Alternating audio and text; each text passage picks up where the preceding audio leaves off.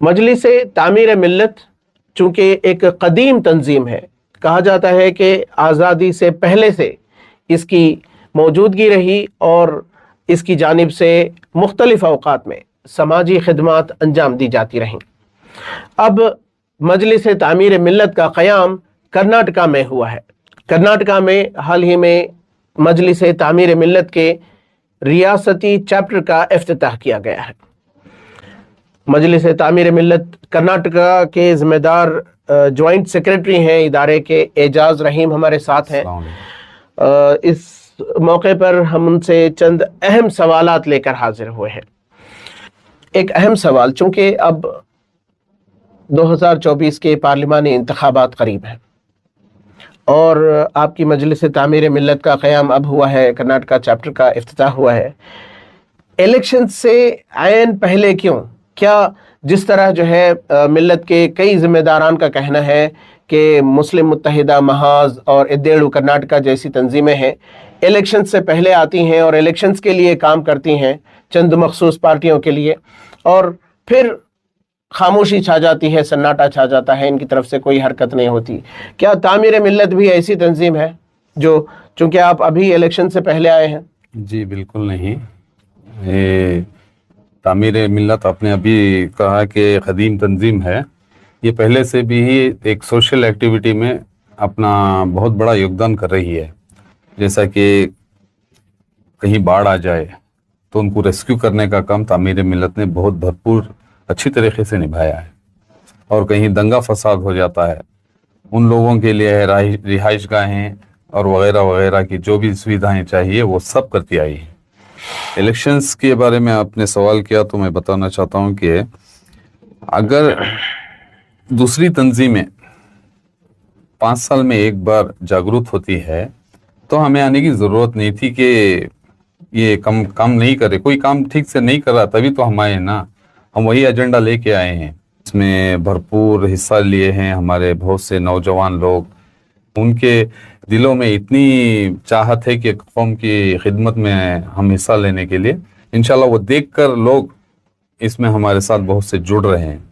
اعجاز صاحب یہ بتائیے کہ اب چونکہ آپ کی سماجی خدمات ایک طرف، ملی خدمات وغیرہ جو آپ کر رہے ہیں، اس کے علاوہ چونکہ اب پارلیمانی انتخابات بالکل قریب ہیں، تو پارلیمانی انتخابات کے سلسلے میں آپ نے کیا سوچ رکھا ہے، کیا منصوبہ بندی ہے آپ کی کہ ہماری ریاست میں نمائندگی کے تعلق سے ہو مسلمانوں کی، یا پھر الیکشن کے متعلق کیا منصوبہ ہے؟ ہم چاہتے ہیں کہ کرناٹک کے اندر 3 سے 5 سیٹیں ہمیں مسلمانوں کو چاہیے، یہ ہماری ڈیمانڈ ہے۔ جو بندہ لائق اور وہ ہم سمجھتے ہیں کہ یہ جیت سکتا ہے، اسے بھرپور کوشش کر کے ہم جتانے کی پوری کوشش کریں گے۔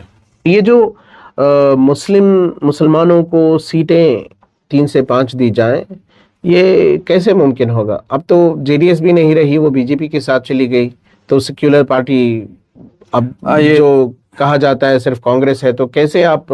جی یہ بہت بڑا پلس پوائنٹ ہے ہمارے لیے، اور کئی سیٹوں کا ہم سوچ سکتے ہیں، 3 سے 5 تک بھی سوچ سکتے ہیں، کوئی پریشانی نہیں ہے، اب وہاں پر ہمارے کینڈیڈیٹس ڈال سکتے ہیں۔ تو کانگریس پارٹی کو جو ہے آپ کنونس کرنا چاہتے ہیں کہ اتنے سیٹیں دی جائیں، کیسے؟ جی ہم کانگریس کی بات نہیں کریں، صرف ہمارے امیدوار کی بات کریں، مسلم امیدوار کی بات کریں، ہمیں کوئی پارٹی سے مطلب نہیں ہے، ہمیں امیدوار سے مطلب ہے۔ یعنی کہنے کا مطلب اگر کانگریس پارٹی مسلم امیدواروں کو ٹکٹ نہیں دیتی تو کیا تعمیر ملت اپنے طرف سے کھڑا کرے گا مسلم کینڈیڈیٹس کو؟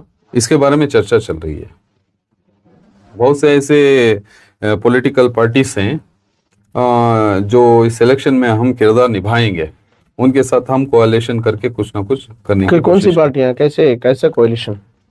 جیسے اسٹیٹ لیول کی جو پارٹیاں ہیں وہ بھی حصہ لینے والی ہیں، جیسے کہ KRS پارٹی بھی ہے،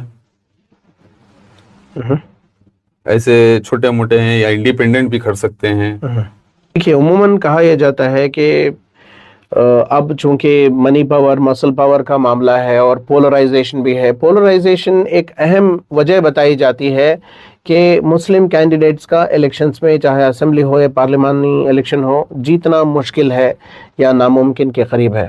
تو آپ کیسے دیکھتے ہیں اس بات کو؟ یہ وہ اصل وجہ کیا ہے کہ ہم لوگ